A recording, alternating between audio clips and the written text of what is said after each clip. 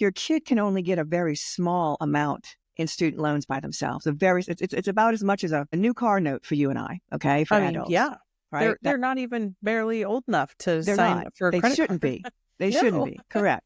So they can only get a small amount by themselves. All the big numbers you hear, anything over about $36,000, parents or grandparents are co-signing for that. Yeah. It is equally your debt as it is your child's, and it will live with you until it's paid off.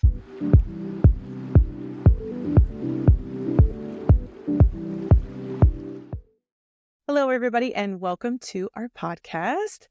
We have an amazing guest for you. I say we, like as if it's just me. I am bringing to you, as always, an amazing person, an amazing human.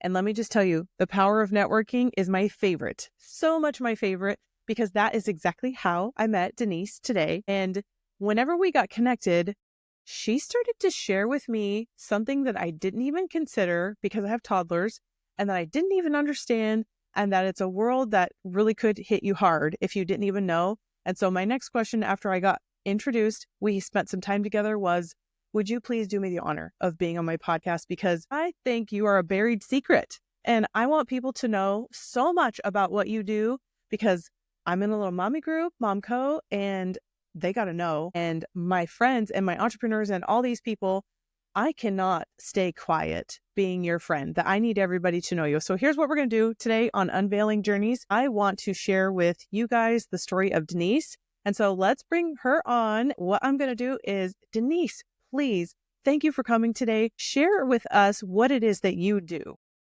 Thank you so much for having me on, Tiff. I really appreciate it. And I love what you do. This podcast is definitely inspiring to anyone who's listening. I am a TEDx speaker. I'm an international best-selling author. But the most important thing is that I mentor parents of college-bound teens. That's kids that are middle school, high school, and current college students. My goal is to inspire parents to work with them to support their kids to live a life of financial freedom. And what we're talking about here is the financial freedom that comes with not having college debt. Or if you can write the check, don't do that. Let your kids go to college on multiple scholarships. That's the goal. And for my family, it was a journey. It was definitely a struggle. I homeschooled my kids. So with homeschooling, you're the high school counselor. And you have to figure it out yourself. And that was one of the things that I thought, well, how the heck do you do that? You know, I mean, exactly. What does a high school counselor do in the first place, right? That's awesome. But it was more research than anything else. And with the research came a lot of knowledge. My goodness. What I found in my research was mostly that we're doing it wrong. Everybody in the U.S. is doing it wrong. There's a reason 70% of our college students have some kind of college debt. We're making it that way. Maybe it's not intentional, let's say, but the way it becomes, you almost have to wonder if it was intentional, because there's just so many that have college debt. We're obviously doing something wrong. So that's where it got started, was, homeschooling myself for my kids. And then we ended up with some financial issues and trying to figure out how to navigate that, and college. And it was definitely some work. Definitely a lot of work was put in, for sure. Oh my gosh. This is something that as a mom of two toddlers right now, my girls, we imagine, maybe they go to college, maybe they wouldn't, right? People are a little bit less like emphasis on heavy. You have to go to college, maybe go into a trade school, right? I don't even know what they want to be when they grow up right now. And so when you mentioned to me, yeah, there's thousands and hundreds of thousands of scholarships out there. Some of them don't even get applied for. And there's this like a systematic way you can go about doing it. And that you're right. Like it's almost like you have to go to college, and then, you got to figure out a way to pay for it, fill out that government thingy, which, by the way, good luck. And then the stuff that you get trained in right now, get a 529, start setting a few bucks aside for your college kid. I'm like, oh my gosh, even me, I get nervous about that because that counts against them with their FAFSA. So I'm more of like a whole life insurance kind of a person. That's like another day, another talk. But hear me out. This is so darn cool. I want to crack into it more. But here's the deal. This isn't just what you decided you wanted to be and grew up into this. So I want to hear straight back. Let's rewind back to the beginning. tell us where you're from and then what ended up getting you to where you're at. Like, I want to hear your whole journey in this. Well, you are right. I certainly did not plan on getting into this particular arena of assisting parents nationwide, actually, and then even some international, to help them with this journey. I'd say what really started it is back when I was a high school student growing up. Any conversation that had to do with college began with when you go to college, not if you go to college. Mm. Now, that's a lot of families, whether or not the parents have a degree or not. You have the expectation that you want your kids to go to college. When you go to college, not if you go to college. So that's how the conversations began, which is cool. But nobody mentioned how we're going to pay for that. That was not part of the conversation at all. So the summer between my junior and senior year of high school, I brought it up. And my mom said, no, we're not paying for you to go to college. That's on you. Well, I really wished at that point that I had known a few years earlier, because I did have a job and I was socking away literally nothing. I was blowing every penny that I made, going out with friends, or heck, Burger King and Taco Bell lunches and dinners while I was working cost a lot of money. You know what I'm saying? Yeah. I mean, I was blowing the money. You can very well bet the very next day I brought a sack lunch to work. Just saying. But that really threw me, because now it was up to me to figure out, how do we do this? Now, at that time, I was in a public school, good school, actually, and I went to the high school counselor. How do we do this? We had to fill out the FAFSA. We had, the college applications, et cetera. And so you go through the ropes of doing what everybody says you're supposed to do. Now, our family was low income. We did qualify for the Pell Grant for myself and my next brother. So that Pell Grant, I want people to understand, does not pay for all of college. The Pell Grant is intended to cover tuition, maybe tuition and fees, at a local regional college where the student is living at home. Okay? It's not intended to be enough to cover room and board and all the other extraneous stuff that you might want. Okay? You're not getting some highfalutin college on the Pell Grant. That is not the intent. The intent is for you to get the degree. Is it doable on the Pell Grant? Absolutely. The vast majority of states have colleges and universities that are regional. Regional generally means it's got somebody's name on it, or the city name, something like that, right? It's not your flagship university. It's not going to be the private college, generally speaking. So there are options. I hear it all the time. Oh, college is so expensive, nobody can afford it. You're not looking. There's 4,000 colleges and universities in the U.S. There are colleges that you can afford and colleges that will take you. So it is doable. So for me, though, the Pell Grant covered tuition. Awesome. However, I did go to the state flagship university. So now I had to figure out how to cover the fees, the room and board, the books, all the extra stuff. I worked 3 jobs while I was in school. I worked an on-campus job. I worked a job while I was at home. Anytime I went home for holidays and summers, I worked a job at a department store.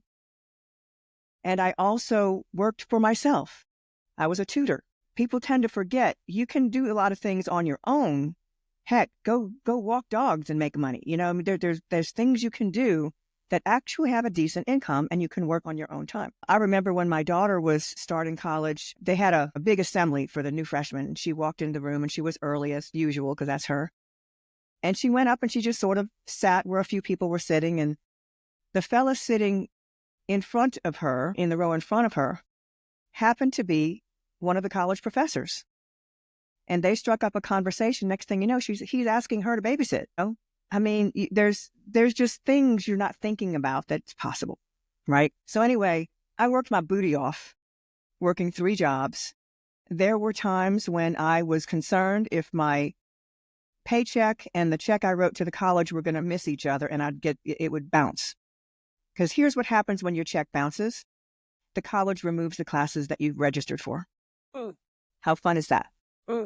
So that was stressful enough, but I got through it. And years later, now we're fast forwarding, I have my own kids. I'm homeschooling my kids. We did the same thing. When you go to college, not if you go to college. And still, without thinking about how are we going to pay for this, I was repeating what my parents did. Right. Right? That's what I think a lot of people are doing. They're on like autopilot right now, which is why I'm like, listen, tell us your secrets. Absolutely. And it's very common, extremely common. I hear it all the time. So at some point, my husband had been working with corporate USA for about 15 years, had a really good job and was doing quite well. Matter of fact, we built our dream home during that time. And this is the home we thought we would retire in. We're done. This is good. We've got everything we need. Awesome. Right about that same time, I mean, within months of moving into this house, my husband got laid off from this 15-year job. That absolutely stunned us. Yeah. Because we were never in the line of, in the succession of layoffs. You hear a little bit around the company, water fountain that, layoffs are coming, but it was never you. You're not in that ballpark. This time it was, and that was scary. Yeah. Now, I was a former realtor at the time, still am, love real estate, but I'm a former realtor. And of course, my first gig is, let's get this puppy on the market. Yeah. Right? I mean, I don't take any chances with stuff like that. Right. So we got it on the market. Luckily, he was able to get another job real quickly within a few months. And then he gets laid off again, like right afterwards. What on earth is going on? What I realize now is that we were not paying attention to our industry. We were paying attention to what was happening in our home, not what was happening outside of us. And then the stock market crashed. Everything we thought we could retire with was almost gone. I mean, we were down to probably 20% of what we thought we had. Wow. But we still had bills to pay. There's a house note, a rather large one, that we have to pay. We had, a car note. We have normal bills to pay, electricity, etc. You got to put food on the table for your kids. There was stuff that we had to pay for. Yeah. And we are the family that, I don't care how you do it. If there's money in the bank, you pay your bills. It doesn't matter that there's nothing coming in. So what we had left in savings and what was left in the 401k, we're withdrawing from to pay bills. Yeah. Keeping in mind, we're in the younger set. There's penalties when you take money out of your 401k. Right. But we had no choice. That's where the money was, what little of it. At a certain point in time, and we're talking maybe 6 or 8 months into this at the most, I realized there's nothing left. We have no choice but to declare bankruptcy.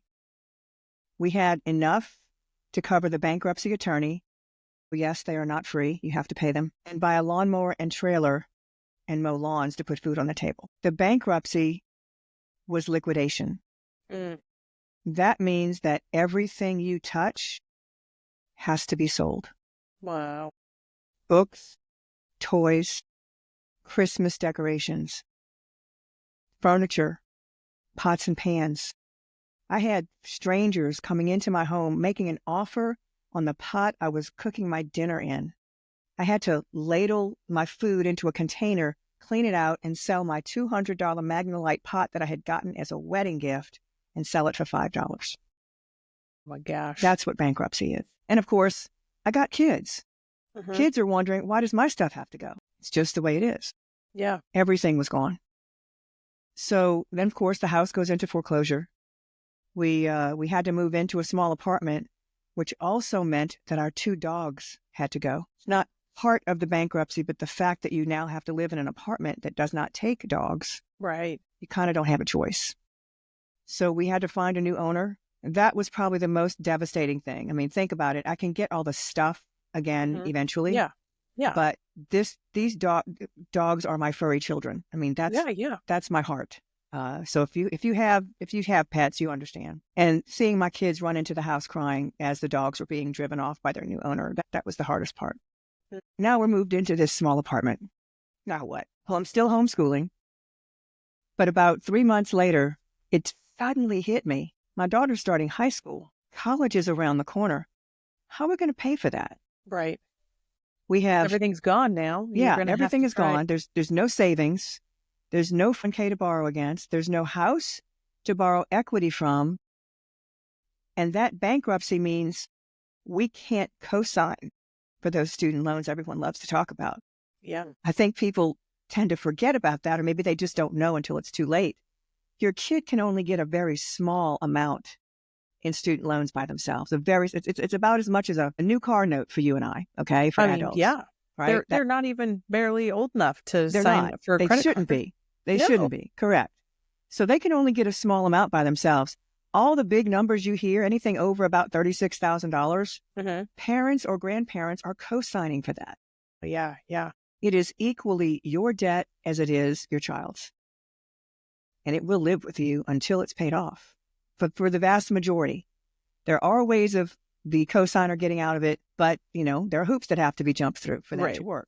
Right. It's definitely something that I don't think parents really understand. But for us, the bankruptcy took loans off the table. That's when that pit in my stomach hit, when I realized my kids might have to go through what I did, working 3 jobs to pay for school. Yeah. Yeah. That scared me because that was tough. I mean, it was a nightmare having to do that. And today, the numbers are higher. You have to work more, right? It's like you don't have enough hours to try to work as much as everything costs to be able to go and afford some of this stuff, let alone where they want to go, right?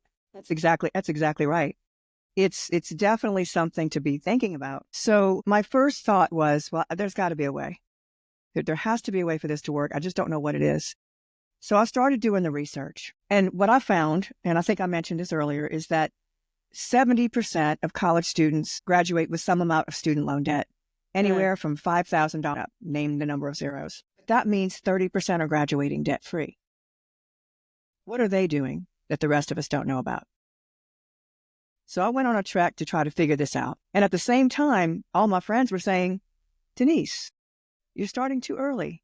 Wait till junior year for that. Because that's what we're told. Yeah, right? Wait till junior year for that. You got enough time. Sure. That's just, you're starting way too early. Well, in my research of this 30%, here's the generality of what I found.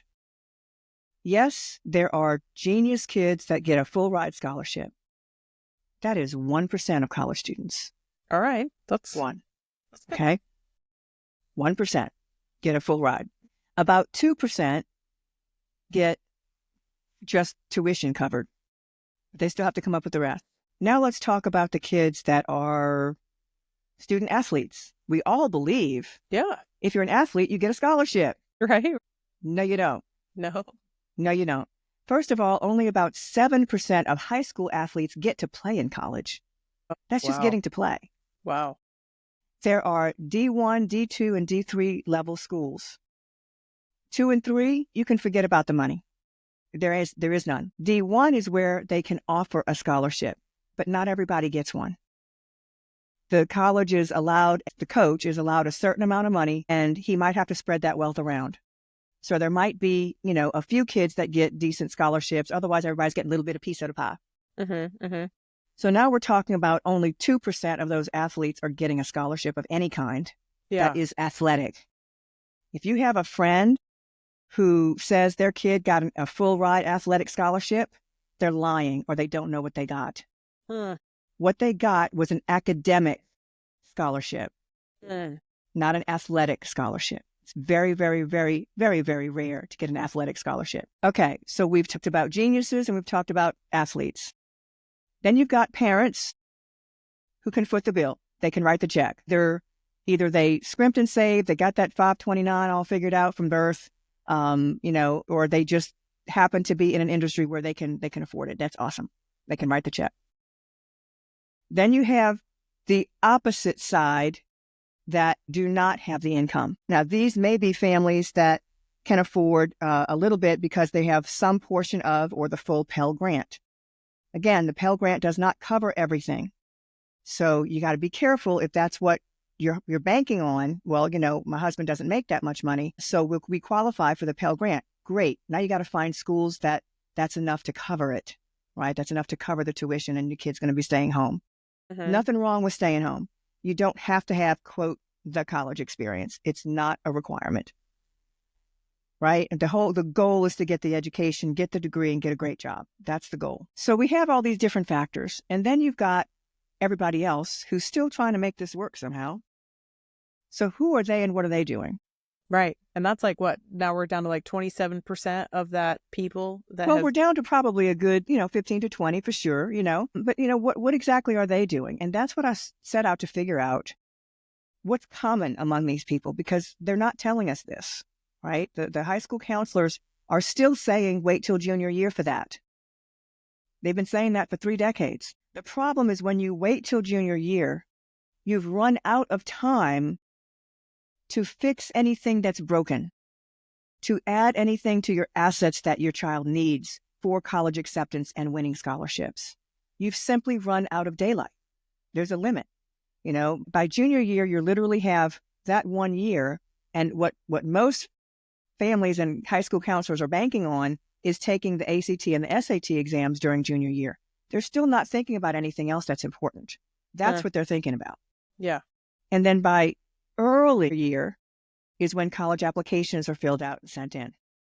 Yeah. So junior year seems absolutely, now that you've said that, way too late, considering senior year, if you're supposed to start filling those suckers out, maybe you thought you had to the end. Well, I think I even remember 20 years ago, we already knew which college we were getting accepted into by halfway through the year. Right. Well, think about it. Quote, back in the day, 20 or 30 years ago, and this is something that parents need to remember, those parents who went to college here in the U.S. remember submitting college applications in the spring of senior year. That's when all the deadlines were, spring of senior year. Yeah. Okay, so you were doing it over Christmas break. Mm-hmm. That's probably when you were doing it. However, today there's another deadline that's really important. Yeah. This is the deadline to be considered for scholarships. What? To be considered for scholarships. It is before the application deadline. So depending on the college, if the application deadline is, I don't know, let's call it December 1st for early action or whatever it might be, the to be considered for scholarships deadline might be November 15th. Wow. Steven. So if you don't have all your act together and submitted by November 15th, guess who doesn't get the scholarship? Yeah, for sure. Now, for some colleges, the regular decision deadline may not be until March. And that deadline to be considered for scholarships might not be until January. But you still got to make that January deadline. Right. Right? So most parents are completely unaware that there's 2 separate deadlines. That scholarship deadline is not on the homepage. It's buried in the financial aid and scholarships webpage. Right? So you need to find that. So in all of this, you figured out you had to make this happen so that you could get your kiddos to school on a scholarship. How did that end up working out for them? Well, I'll tell you, one of the things that I learned from investigating these other kids is that you do have to start early. And early can mean middle school. Because the applications that you're sending in, both college and scholarship applications, is likely to include a resume of activities. Those activities have to mean something. And if you're hopping around to different things just because somebody says they're looking for the well-rounded kid or the jack of all trades, doesn't mean that you are getting exactly what the colleges are expecting. Chances are you're not. Chances are all this flubbing around is showing them that you're not showing us anything. That there's no continuity to this. We're trying to figure out who you are, what you love in life, what makes your heart go pitter-patter. And if you have a bunch of different things every year that you're trying out and you've never really excelled in anything because you're just flopping around because mama said they want a well-rounded student and we need to take a little bit of everything, that's wrong. That's not going to work. So starting these things early and understanding the process is extremely important because you want to have that time to build into your activities that freshman, sophomore, and junior year of stuff, right? Because if you're waiting till senior year or junior year, the odds are good you're not going to have it. I'll give you another example. Yeah. My daughter is the oldest. My son's 5 years younger. When she was a senior, she was applying to one of the largest national scholarship competitions. But this competition begins with 9 pages of checkboxes. 9 pages 9 sounds pages. obscene. It's absurd. And this is all the typical possible high school activities and leadership roles. Wow. But my daughter's homeschooled. She didn't have No. Right. dance team. She didn't have cheerleading or Drama student body club, government president or Yeah, exactly. chess club. And, Yeah. she didn't have all those typical activities. Mm-hmm. So her application went nowhere. Now, to her credit, she had a fabulous resume, but it meant nothing in this particular competition. Fast forward 5 years, my son is starting high school. Now I've got the application. Right. It's almost So like I your asked own him. private checklist to be That's able to exactly keep right. working off of to get in this. That's right. So now I asked him, what on this list looks like fun to you? Right. That way he can take a peek at it and then get serious and committed to something, right? To something. Absolutely. What looks like fun to you? Notice I didn't say it's on the list, we have to do it. Mm-hmm. Because I believe high school needs to be fun. It should be fun. Do not, your kids have enough stress. So let's make sure that they have some fun things that they enjoy doing. So he picked out a few things, and then I partnered with another homeschool family to make opportunities happen for our kids. Well, good.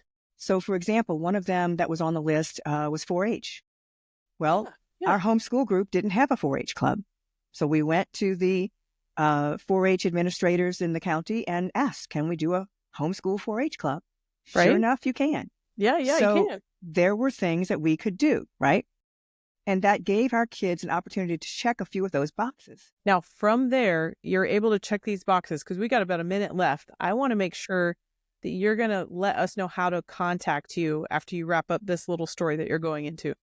Absolutely. So he was able to check enough boxes to get to the real application and became a semi-finalist, a national semi-finalist in that competition. In the end, my kids won 17 scholarships totaling almost $200,000.